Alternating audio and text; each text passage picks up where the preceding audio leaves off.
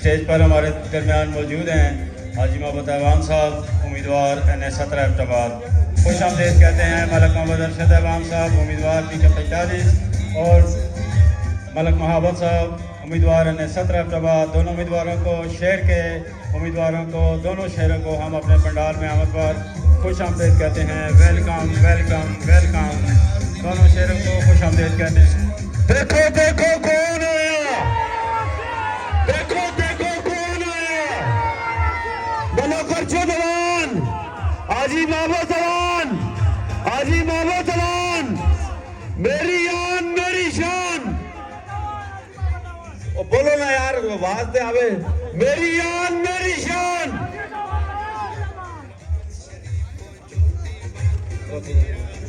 देखो देखो कौन आया।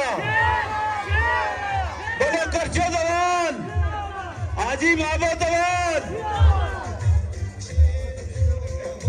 तमाम भाइयों से गुजारिश है कि वो अपनी अपनी नशिस्तों पर तशरीफ रखें, और बाहर जितने भी भाई खड़े हैं, हमारे कायदीन पहुंच चुके हैं। इंतहाई माजरत ख्वाह है आपसे कि काफी देर से आप यहाँ तशरीफ रख फरमाएं। इतनी सर्दी में मैं एक दफा फिर आपसे माजरत ख्वाह हूँ।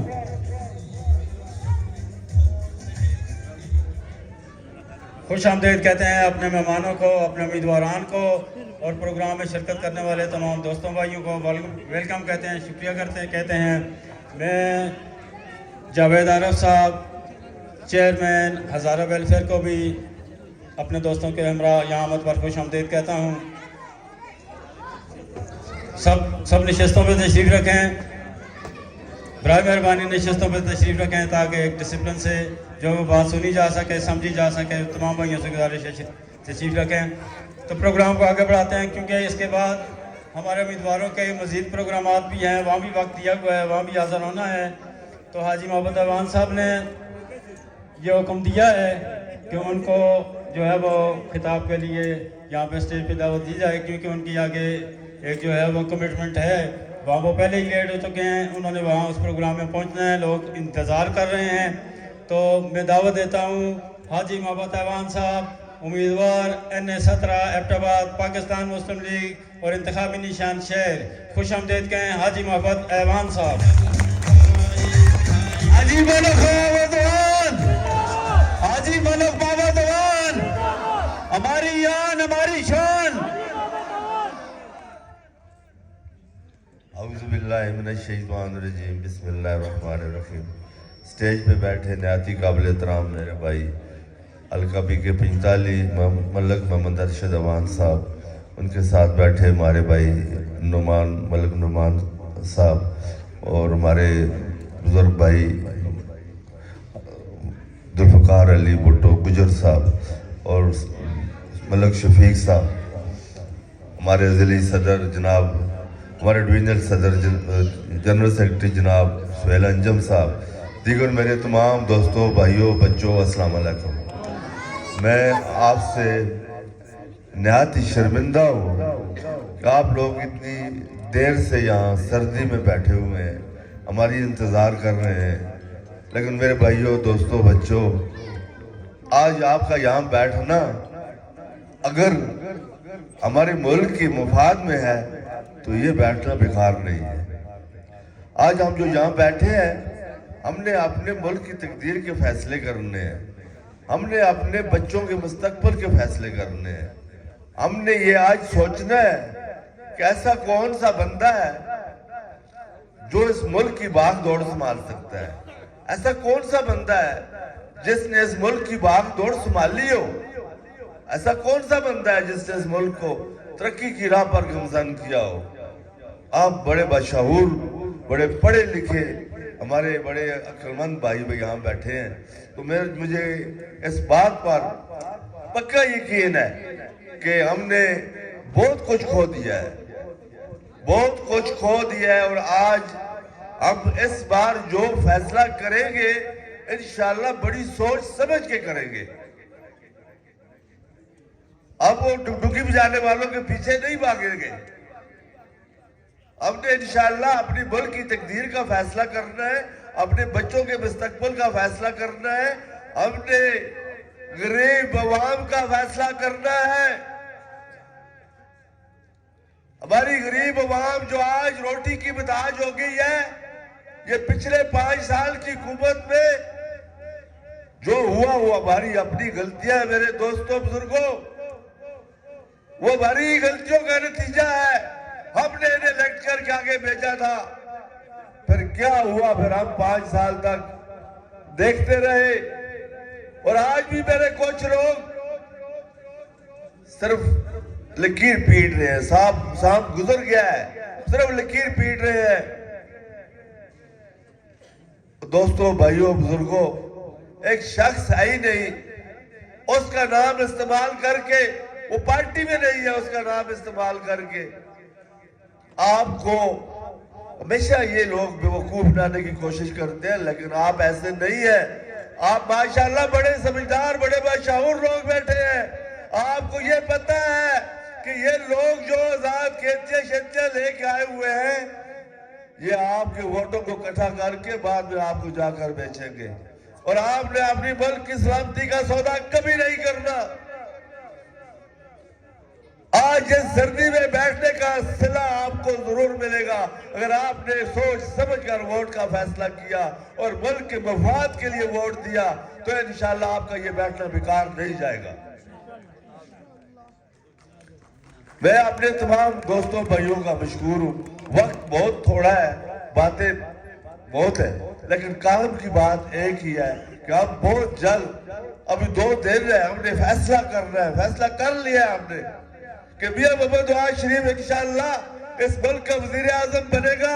इसलिए बनेगा कि उसने मुल्क को तरक्की की राह पर गामजन किया था, और ये फैसला हो चुका है। कोई ऐसा है नहीं जो उसके बगैर इस मुल्क की बागडोर संभाल सके।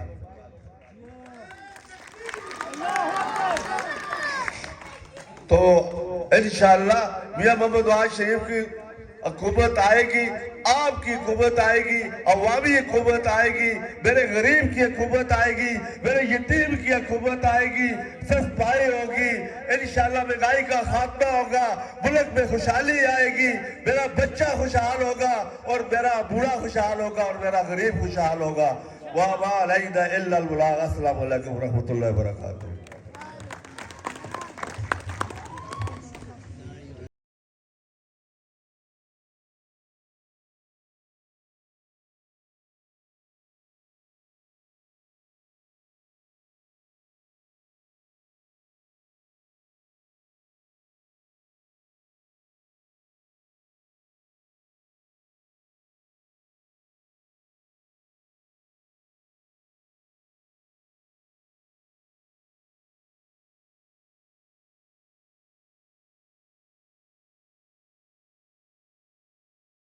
बैठे आराम से, जलसा इंशाल्लाह खत्म नहीं हुआ, मलिक साहब बात करेंगे। मैंने आगे जलसे में जाना है, इसलिए आप लोग तशरीफ रखें आराम के साथ। हाजी मोहब्बत ऐवान साहब उम्मीदवार ने 17 ने, इसके बाद एक अगले प्रोग्राम, दूसरे प्रोग्राम में शरीक होना था। वहाँ भी लोग इंतज़ार कर रहे हैं, इसलिए वो जा रहे हैं। लेकिन हमारे दरमियान उम्मीदवार हल्का PK 45 मलिक अरशद ऐवान साहब मौजूद हैं। इंशाअल्लाह उनसे जो है वो उनका खिताब होगा। तो आप लोगों की तकलीफ़ का एहसास है। आप लोग 3 बजे से, क्योंकि हमने दावत तो प्रोग्राम हमने रखा 3 बजे का, आप लोगों को हमने इनवाइट किया 2 बजे कि 3 बजे तक लोग जमा हो जाते हैं, पहुंच जाते हैं। उस वक्त से अब तक आप लोग इंतज़ार में हैं। आपको भी आफरीन में आपको सलाम पेश करता हूँ।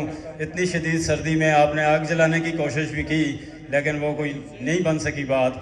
बहरहाल आपकी इस तकलीफ़ का हमें एहसास है। इलेक्शन जो कैंपेन होती है, जो उम्मीदवार आते हैं, यही मुनासिब मौका होता है कि हल्के के अवाम अपने मसाइल और आप बीती आप तक जाने वाले उम्मीदवारों तक पहुँचाएँ कि हम किन मराइल से, इलेक्शन के मराइल से गुजरते रहे हैं, क्या मुतालबे रहे हैं, गुज़िश्ता उम्मीदवारों के सामने हमने अपने क्या मुतालबे पेश किए और वो उनका फिर क्या बना।